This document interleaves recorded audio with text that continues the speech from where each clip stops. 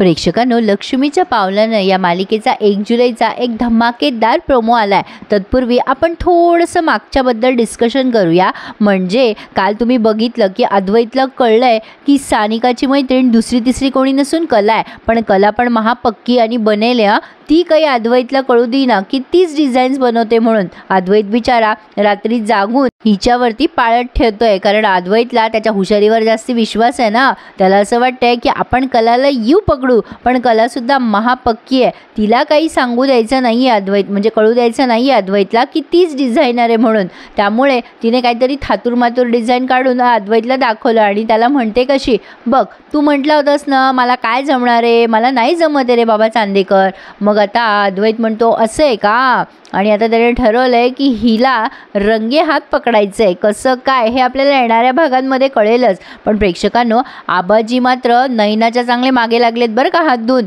ते म्हणताय नैनाची सोनोग्राफी करा आपल्या डॉक्टरकडे, पण नैना टाळाटाळ करते कारण ती खरी प्रेग्नेंट नाहीच आहे।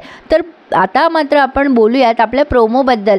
पुढचा प्रोमो असा आलाय की अद्वैत रात्रीचा या कलावर पाळत ठेवून त्याचे जागरण झाले, त्यामुळे त्याला लागते झोप आणि तो लागतो घोरायला। अद्वैत एवढ्या मोठ्याने घोरत असतो की त्याच्या घोरण्यामुळे कलाला काही झोप येईना। ती त्याला उठवते आणि म्हणते चांदेकर उठ, केवढ्याने घोरतोयस, मला झोप येत नाहीये। अद्वैत वैतागून म्हणतो काय पण खोटं बोलू नकोस हं, चल प्रूव्ह कर। आता या कलाने त्याचा व्हिडिओ काढलाय आणि सकाळी उठून त्याला दाखवलाय। त्यामुळे अद्वैतला कसं तरीच झालंय, कारण त्याची चोरी रंगे हात पकडली गेली आहे ना। म्हणजे हा बिचारा कलाला एक्सपोज करायला गेलाय तर स्वतःच एक्सपोज झालाय। कला त्याला म्हणते स्वतःची चुकी असल्यावर काय म्हणत असतात, आणि अद्वैतला मनात नसून सुद्धा कलाला सॉरी म्हणावं लागतंय। आता कलाने याला एक्सपोज केलं म्हटल्यावरती हा काय मागे हटणार आहे का। या दोघांच्या टॉम अँड जेरीची भांडणं तर अगदी प्रसिद्धच आहे, भारी वाटते ही मालिका। त्याचमुळे आता अद्वैत ठरवतो की कलाला नक्कीच एक्सपोज करूयात आपण।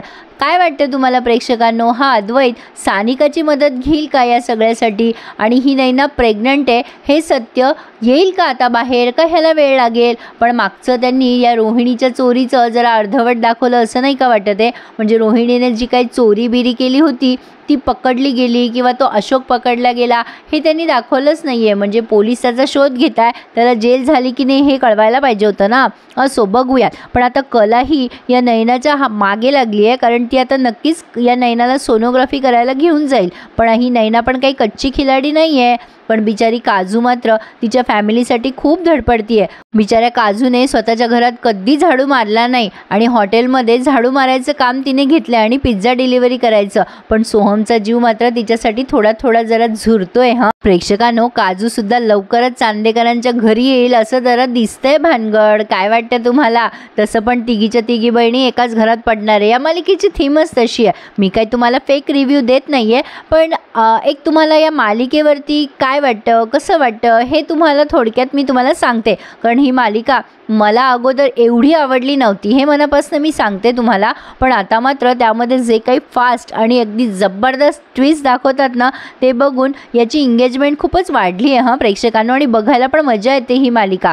आता अद्वैत ठरवतोय की हिला नक्की एक्सपोज करूया कलाला, आणि राहुल जाणून बुजून या नैनाला खूप चढवतोय। म्हणजे नैनाने काहीतरी चूक करावी आणि नैना त्याच्या आयुष्यातून कायमची दूर व्हावी।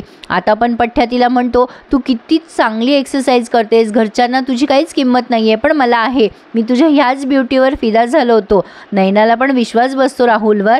नैना म्हणते तू किती चांगला आहेस रे राहुल, खरं तर या घरात कोणीतरी माझ्याकडून बोललं या गोष्टीचं मला खूप समाधान वाटतंय असं ती राहुलला म्हणते। पण राहुलच्या मनामध्ये मात्र नैनाबद्दल फार वाईट इंटेन्शन आहे। नैना तशीच चांगली आहे प्रेक्षकांनो, पण ती जरा उल्लू आहे आणि स्वतःला अति शहाणी समजते। पण आता कला तिच्या या डिझाईनचं सत्य लपवेल का अद्वैतपासून। अद्वैत पण महा बनेल आहे, तो नक्कीच हे सत्य बाहेर काढेल। कसं काय त्यासाठी बघत राहूया लक्ष्मीच्या पावलाने ही मालिका दररोज, आणि त्याचा रिव्ह्यू ऐकूया माझ्या चॅनलवर अगदी डिटेलमध्ये। आबाजींचं हे फरमान नैनासाठी घेऊन आलंय मोठं मोठं संकट. पण कमाल आहे नाही या नैनाची, हिने कसं काय असा बनाव केला असेल ना प्रेग्नन्सीचा.